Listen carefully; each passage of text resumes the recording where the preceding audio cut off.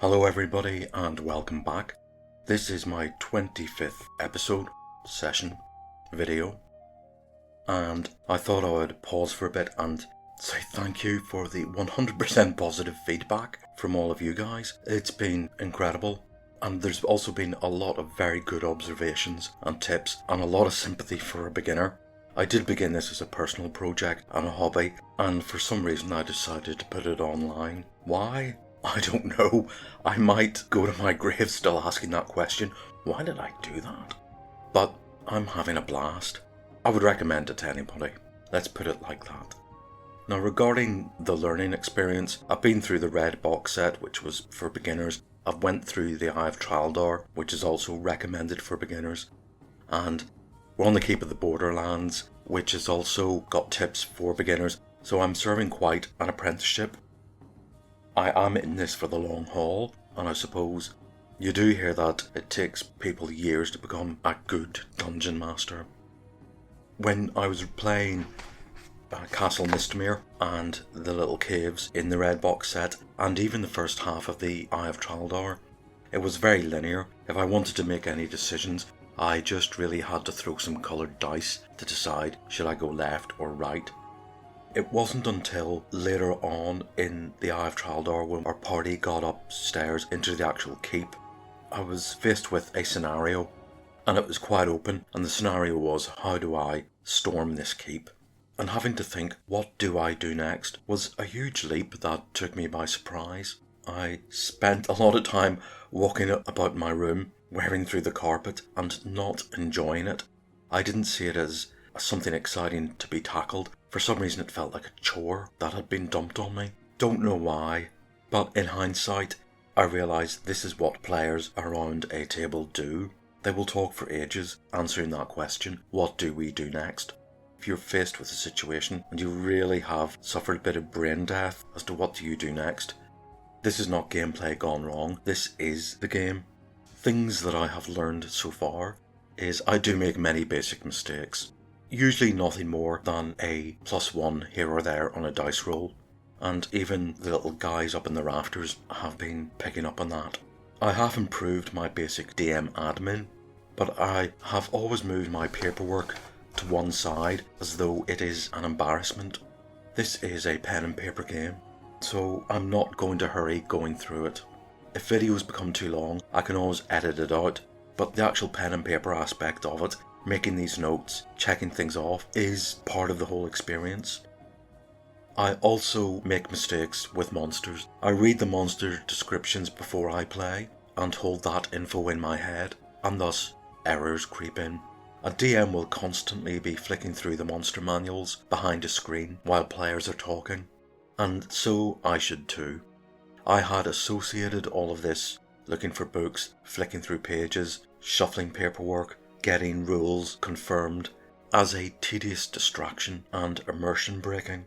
But it isn't. It's quite the opposite. In fact, in the last episode, we met our first troglodyte. I'm sure you and I would like to know what we're up against. And indeed, I missed out on the troglodyte's nauseating ability.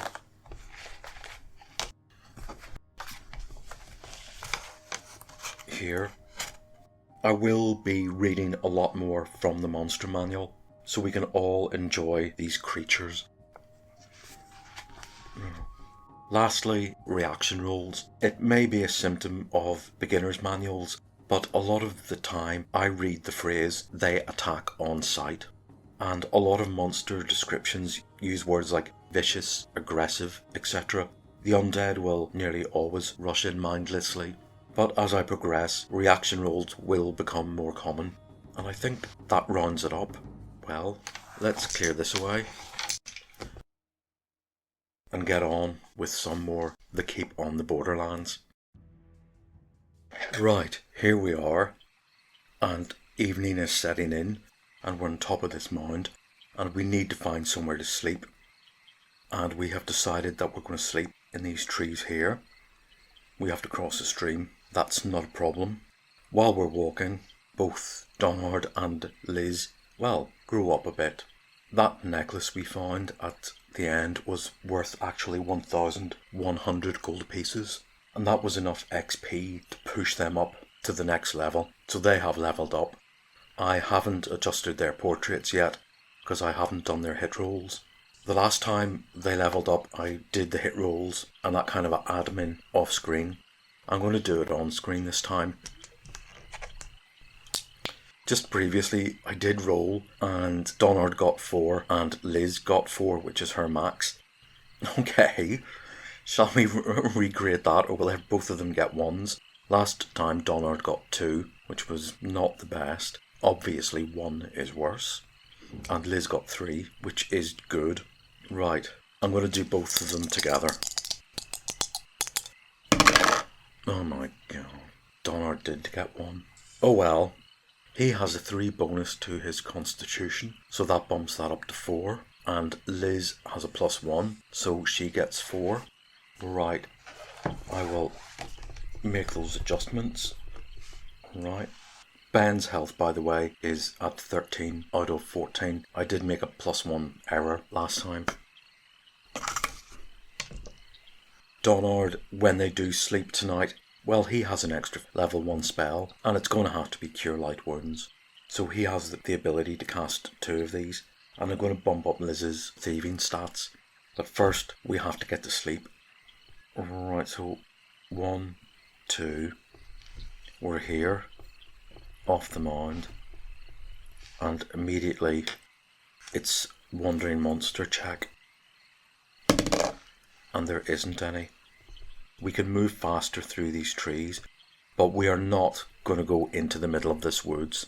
That would be really quite nonsensical. We might stop on the edge here. And we are 6 squares away from this red number here, and that red number signifies an encounter. Now when you sleep at night, the book does say there are no wandering monsters. But should you rest within the radius of an encounter, there is a chance that these creatures will find you, and that chance increases the closer you get, and 6 squares away means we have a 1 in 6 chance. Oh my god, and it's a 1. But I really did not want that to happen. This encounter is probably the deadliest we're ever going to come across, and it is 2 giant black widow spiders. And let us read what a black widow spider is. This vicious arachnid is 6 feet long and has a red hourglass mark on its belly. It usually stays close to its webbed lair. The web should be treated as a magic user's web spell. Okay, right, webs may be burned away. Any victim of a black widow spider must make a saving throw versus poison or die in 1 turn. Right, let's discuss poison. I'd hope to avoid these. In this game, unlike if you're used to playing computer games, there are no antidotes, and there's nowhere to buy useful items like healing potions or even an antidote. If you get hit with poison, you're dead. This makes poison more deadly than a vampire's level drain, because at least there you're still alive. But these level 3 spiders then become the most deadly enemies in the game because they can kill you and you have no redress or any chance to alleviate that. What does it say about poison? Poison is a danger to all characters. If a character is hit by a poisonous attack and misses a saving throw, the character will usually die. In the expert rules, poison can be cured with a magic spell. Yeah, you need to be a level 8 cleric for that one. Poison damage optional. Since instant death by poison can swiftly remove the fun of a game, the DM may change the effect of failure to a number of hit points damaged. If the failed saving throw may still cause death from damage, but often will not, and the game may continue. A regular system of damage, such as a 1, 2 or 3 or 4 per hit dice of monsters, is recommended. Okay, well let's see if that's needed. So these spiders have come looking for food. For some reason they chose to go north, and there's 2 of them. For a start, I'll pick 2 people to be on guard. It's not actually that relevant, because it's not as though they're the only ones who can take on this encounter. If we forget to set guard, then the spiders will get an automatic surprise attack. So I've numbered everybody 1 to 6. And that's 5, that's Malin, and 1, that's Ben. Yeah, well, they're becoming good friends. And sure enough, they're awake enough to see, or to potentially see something coming through the woods, and they start elbowing everybody to waken up. And we get surprise on them. Now that's good. Now we can use surprise to retreat, or else we could use surprise to cast a sleep spell. Do you know, there's something that just makes me want to put these two spiders to sleep and just kill them outright. I could see this going wrong. You don't get a saving throw, but they are level 3. Therefore we have to put both of them to sleep. Will I go for it? Yes.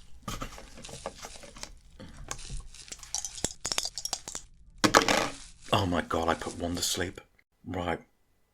That's our turn. Now let's see what the reaction roll of the other spider is. We're told they're vicious. This might be the worst mistake in my life. And that's a 10. Possibly friendly. Roll again. Okay. Well, it doesn't know what to make of us. It's certainly not friendly. I don't think it wants tickled under the chin. But it doesn't seem to think we're food. That's enough. And the next reaction roll is a 7, and that is leave, and it goes its own way. Now we have a black widow spider here, which is asleep, and the other one walks off. Their lair is here, and they've encountered us here. The one that's left has either gone off that way, gone back to the lair, or gone that way. So we're left with a black widow spider asleep just outside our camp. We might as well finish it off. They're animals. They don't have friendships or loyalties. It's not like this spider that walked off is going to hold a grudge against us. Okay, so we're going to kill the one spider. So that means if we ever come back to this area again, there will only be one spider left. But our sleep is unsettled, so we're going to have to go elsewhere. Where is there to go? Right. So we've killed one spider. It's the middle of the night. Well, the only way we can really go is across here and just try and camp in the wet fenland. We'll move. It's going to take us 2 hours to get there.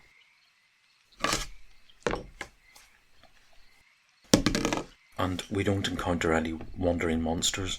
And I think we'll cross the stream and stop here. And again, there's no wandering monsters, but at least there's a stream between us and this spider. Right, and I suppose we can just bed down for the rest of the night. We're 4 squares away from the lizard man encounter. So 1, 2, or 3. Well, it's a 4. There is one lizard man still in there, along with a load of heavily pregnant lizard women. But that lizard man does not come out and attack us. So we finally get through the rest of the night's sleep in the cold and damp. And that is enough to recharge our spells. And we now have 2 Cure Light Wound spells. It's the morning. We eat some breakfast. We're going to avoid this. There's absolutely no way we're going to go anywhere near that again. We may come back later. Now, as we've walked and talked and rested around our campfire, we're coming to the conclusion that once we get better at things, we can actually come back here. So Donard describes this tunnel. He talks about the fact, well, you could crawl through it. You don't know what's at the other end. Malin says, well, you know, maybe one day I'll cast invisibility and you could check it out that way. That seems like a reasonable thing to do, but that won't happen until Malin becomes a better magic user. So it is possible that we will revisit these sites when we feel we can take them on. We're here. We've done this area. We might as well go west. And as I said, the whole point of this is to go seeking adventure. And there's some hills and some woods. Beside a river, in any other parallel universe, this would be a national park. This looks like where things happen. So let's cross over and go up these hills and see if we can see anything from up here. So that's 1. No wandering monsters. Takes us a couple of turns to cross the river. Nope. Another one to get here. We're kind of retracing our steps. And indeed, by the water, we find something else. What is it? It's some robber flies. What indeed is a robber fly? What indeed is a robber fly? Oh, it's even got a little picture. A robber fly is a 3-foot long giant fly with black and yellow stripes. From a distance, robber flies look like giant killer bees. They are carnivores and may attack adventurers. However, they prefer killer bees as food and are immune to their poison. Robber flies are patient hunters and often hide in shadows to surprise prey. 1 to 4 on a d6. A robber fly can leap up to 30 feet and attack with its bite. Let's roll for surprise. They get a 1 to 4. We get a 1 to 2. And neither of us are surprised. So clearly we see them buzzing around the lowlands of these hills. Or maybe they're looking for dragonflies or even small birds by the river. What's their reaction roll? Not that good. Uncertain. So they're clearly buzzing and zzz. Right, this gives us enough time to get our weapons out. It says there, negotiate. Roll again. They're unlikely to be calling out to us. Oh wait, what do you want? Okay. But we'll think of some robber fly version of negotiation. They decide to leave. They buzz off. We're here, and let's go up into these hills. And what can we see from the top of this hill? Well, we can see the keep. We can see the upland hills beyond it, and they rise much higher than this little hill we're on. We can see where this road curves into this valley, and we can assume from what we've picked up that this is where the Caves of Chaos are. Now, where do we go? Do we go north, back to the keep? Not really an option. We don't want to go east, we've come from there. We don't want to go west, that's out of the game's purview. Southwest, south or southeast. Right, now we're going to take a group vote on this.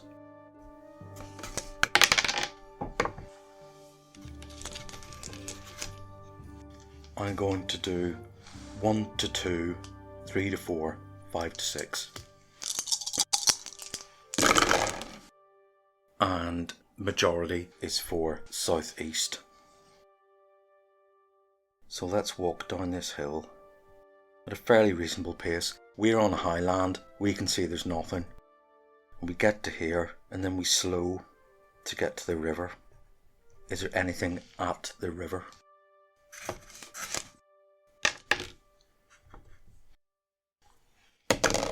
No. Will we cross the river? We spend 1 hour crossing the river and we're into more woods. Again, we don't want to go east, that's the fenlands. South or southeast. 1 to 3, 4 to 6.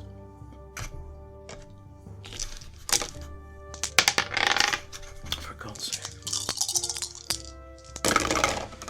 And a lot of people want to go due south. So we move slowly through more wooded hills. And do we see anything? Nope. And we're here. Well, there's only really west to go. So 1, 2. Nope. 3, 4. I really hope it's a nice day, you know. Nope. Right. 5 and 6.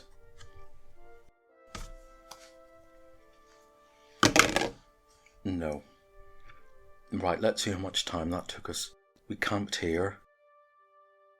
8 o'clock, 9, 10, 11, 12, 1, 2, 3, 4, 5, 6, 7, 8. It's near bedtime again. We're going to cross over to here and make a camp at the foot of these hills. Do we get disturbed? Do we get set up camp? We don't. This is day 2. So we're going to set up camp here. That was an uneventful day. We explored some rather nice wilderness, devoid of any people, any signs of civilization. That was a day of the wind in the trees and the hills at our feet. Right, now we are 1, 2, 3, 4 tiles away from this encounter. We're going to bed down for the night. Let's see if something happens. If we throw a 5 or a 6 and something happens this evening, and we don't, well, we wake up, it's another day, and we can either go due north or northwest. We're not going to go back here, we've already done there. So 1 to 3 due north, 4 to 6 northwest.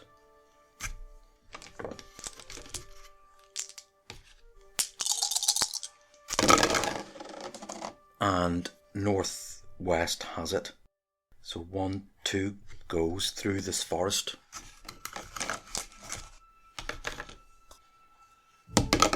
And we don't encounter anything.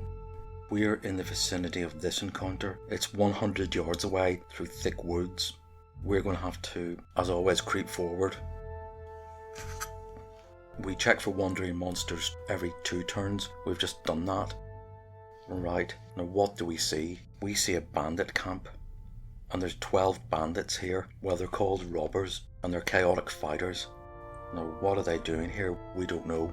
But they have a good advantage point through the trees of seeing over onto the keep, and they can watch the road for people who come and go. Do we surprise them? Or do they surprise us? There's no surprise. If we had had a halfling, perhaps he or she could have snuck through the woods, entered into this clearing at the edge and seen everything and been able to report back to us. But we don't have any wood craft, so we push through branches and snap twigs. We might realise that there is a bit of a clearing up ahead, but by the time we realise it's populated, we're on the edge of it. We can't turn and run, we might get arrows in the back. I did set this up as one of these encounters here, so I can get it into my head what's going on. Right, so we've come from here. Ben and Donna are at the front. Liz, Malin and Sylvia and our retainer at the back. This is the bandit camp.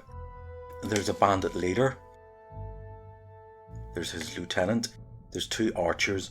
And there is 7 spearmen. Let's roll for a reaction roll. And that's bad. Possible attack, roll again. So there's an oi who goes there and they get their spears out. They may think that we're some sort of force of mercenaries from the keep, men at arms, looking to keep the area safe. Let's roll again. And that's really bad. That's 3. That's attack. Right. Let's go for initiative. And we get initiative, and we get really good initiative. And we start with magic, and we have 2 sleep spells with an area of effect of 40 by 40, and each square is 5. If Malin casts it at this campfire, well, he can at least take out the 7 spearmen and maybe 1 or 2 of the 2 leaders.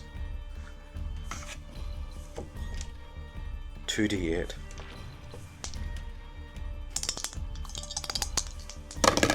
And that's 9. Right, let's see what levels they are. Right, they're all level 1 apart from the captain, and he's taken out 9 of them.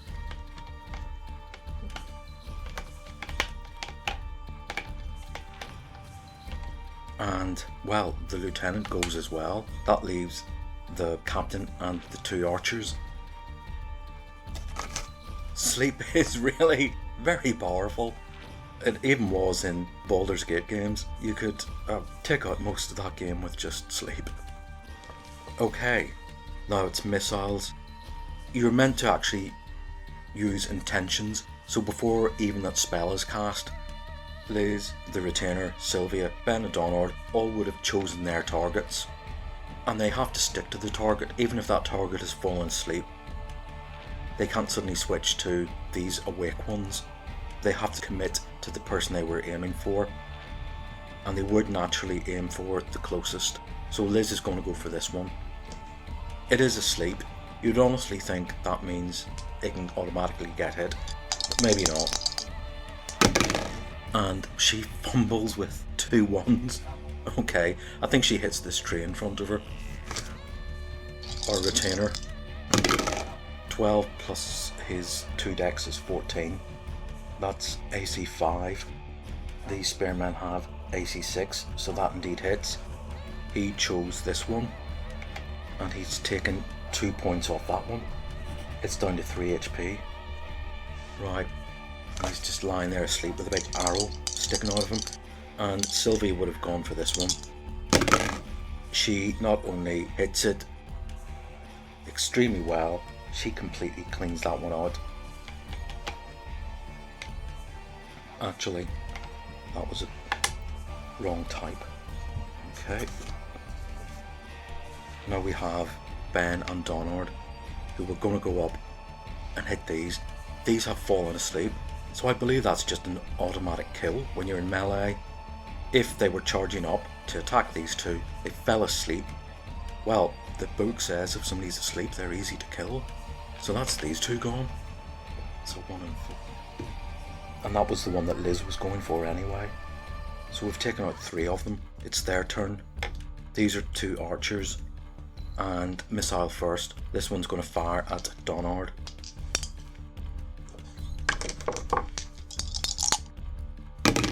And he does 6 damage. What a surprise. He's down to 11. This one's going to fire at Ben.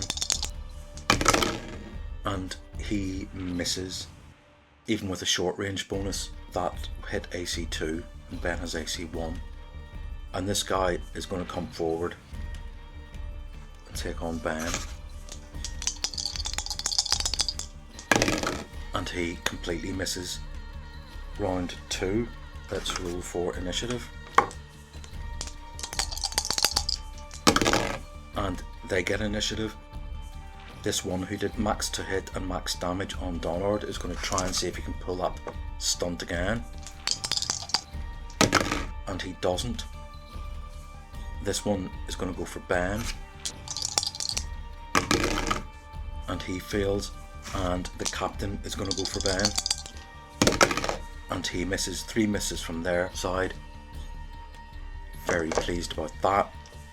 We have archery. No magic. I think we'll save the sleep. There's only 3 of them left. Liz can take a pot shot at this lieutenant. And she misses. Sylvia is going to go for the one through the trees. She won't get her short range bonus. And she should have gotten a short range bonus. That hits AC 7 and the bowmen have AC... Oh, the bowmen have AC 7. So yeah, that hits. It does 1 damage. So he's down to 3. We have our retainer, who was going to go for this guy, and he hits 16 as AC 3, and he takes 3 points off the leader, who's from 12 to 9. Right. Mages don't have any ranged attacks at all. He can't even throw a sling stone. We'll do Donard since I've got those dice. Excellent. 20 plus 3 damage. He's down from 9 to 6. And Ben does 11 plus 3 is 14. That's AC 5. The leader has AC 5. 3 plus 3 is the 6 needed. And he's dead. Right. Round 3.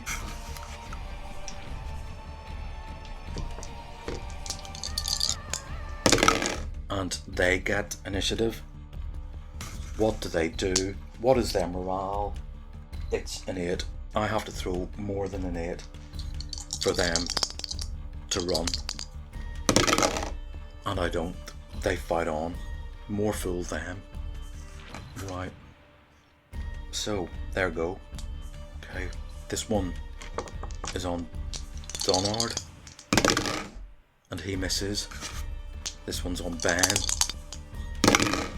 and he misses. They will seriously regret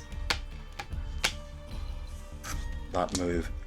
Sylvia, this bowman has 3 HP left, and she takes a lot. Oops. And this bowman is untouched. Let's see what Sturat can do. And he does everything that's needed. He's dead. And what we have left are 6 sleeping bandits. There's nothing else to do but dispense justice in the way that we know best. Bashing skulls in, slitting throats, doing the dirty work. We have a bandit camp to clear up. There looks to be some good stuff here. There also seems to be some game that has been killed and prepared, ready for the fire. So that will make a nice lunch. And then we will raid it, and next time we can account for what treasure we find and continue our adventures. So until then, see you next time.